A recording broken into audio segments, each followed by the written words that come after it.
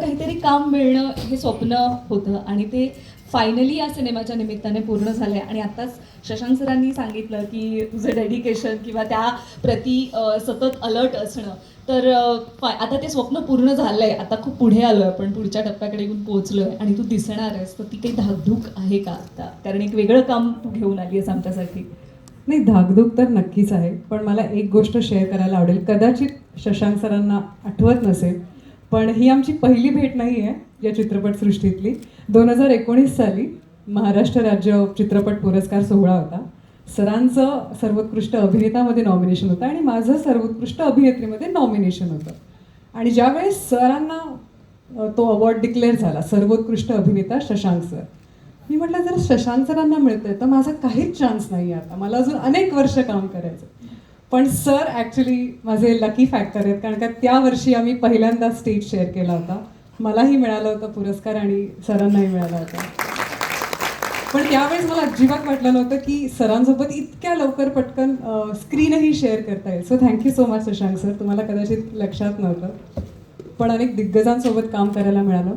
मी फार वेळ नाही घेणार, पण ज्या गाण्याची आपण वाट बघतोय या सगळ्यामध्ये मी अशी एक व्यक्ती आहे जिने अत्यंत आतुरतेने या गाण्याची वाट पाहिली आहे. कारण आमची लुक टेस्ट होती, रमेश सरांना कदाचित आठवत असेल. लुक टेस्टमध्ये मी या भूमिकेसाठी हो म्हटलं होतं आणि मग सर म्हणाले की एक देवीचा गोंधळ आहे, तर सुचवा ना काहीतरी. म्हटलं ऐकवा मला.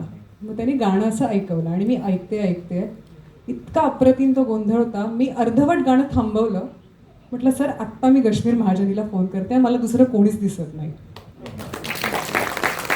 आणि योगायोग बघा कसा असतो, प्रत्येक गाण्याचं एक नशीब आहे, प्रत्येक कलाकाराचं एक नशीब आहे. मी लगेच त्याला फोन केला. लकीली तो त्यावेळेस त्याच्या घरी होता, जो स्टुडिओपासून हार्डली 10 मिनिटावर होता. आणि कश्मीर म्हणाला मला गाणं पाठव आणि ते जर फ्री असतील दिग्दर्शक तर ना मला भेटायला पाठव. म्हटलं ओके. आणि मी लगेच सरांना म्हटलं सर लुक टेस्ट आणि राहू दे बाजूला, तुम्ही आधी कश्मीरला भेटायला जा. तुम्हाला विश्वास बसणार नाही, सर त्यांना भेटायला गेले, त्यांची मीटिंग झाली, त्याने पटकन हो म्हटलं सुद्धा आणि Kashmir was on the board in this film. आणि गाण्याच्या शूटला सुद्धा मी होते. बऱ्याच लोकांना माहीत नाही आहे, पण गाण्याचं शूट झाल्यानंतर दुसऱ्या दिवशी कश्मीर महाजनीच्या बायकोने म्हणजे गौरीने मला एक फोटो पाठवला. मी मोबाईलमध्ये फोटो पाहिला तर त्याच्यात तळपायाचा फोटो होता.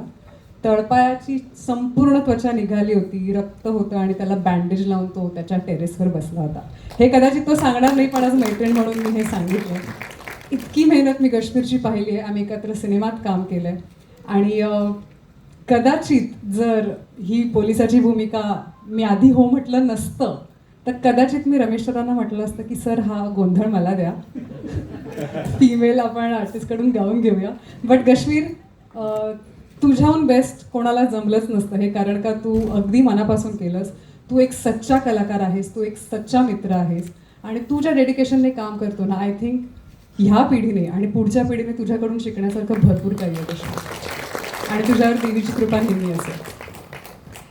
खूपच गोष्टी इथे आता रिव्हील झालेल्या आहेत. एकतर मी खूप शुभेच्छा देते. तुमच्या दोघांची जोडी या सिनेमासाठी लकी ठरू दे, कारण जसं तू म्हणाली आहेस की शशांक सर आणि तुम्ही एकत्र आलात की ते लकी ठरतं, तर 100% या सिनेमासाठी देखील ही जोडी आणि हे सगळे कलाकार लकी ठरतील. आणि मला वाटतं की हे लक सुरुवातीपासून आहेच, म्हणजे अगदी देवीचं मंदिर सापडू दे किंवा कश्मीरचं लवकरात लवकर या गोष्टीसाठी हो म्हणणं असू दे, आणि हे सगळं जुळून येतं. याचा अर्थ नक्कीच आशीर्वाद आहे या सिनेमाच्या पाठीशी, सगळ्या कलाकारांच्या पाठीशी. खूप शुभेच्छा. Thank you so much. Please be seated. Thank you.